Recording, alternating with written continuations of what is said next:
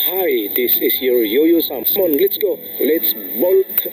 To all lovely ladies and gentlemen, welcome. Today's topic is about to remove the rice planting materials from the nursery plot. Nagkaroon na to siya ng schedule na gawin sa 24 of December, but the workers are not available for that time, so we move from another day. At this day, it's already December 26.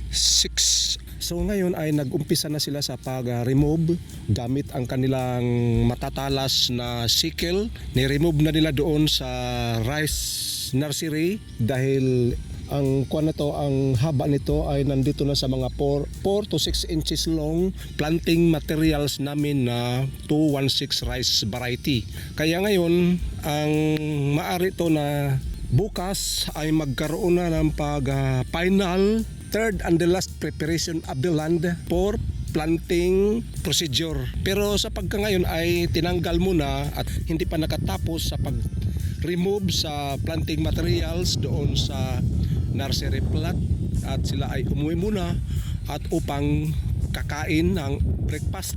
Maari na bukas na to i-distribute dahil magkaroon pa ng third stages sa pag-final sa rice paddies na maring December 28 pag-transplant sa rice planting materials, at ang lahat dito ay malinis na. So ngayon dadalhin ko kayo doon sa pinagtanggalan pero hindi pa natapos. Halika kayo at samahan niyo ako.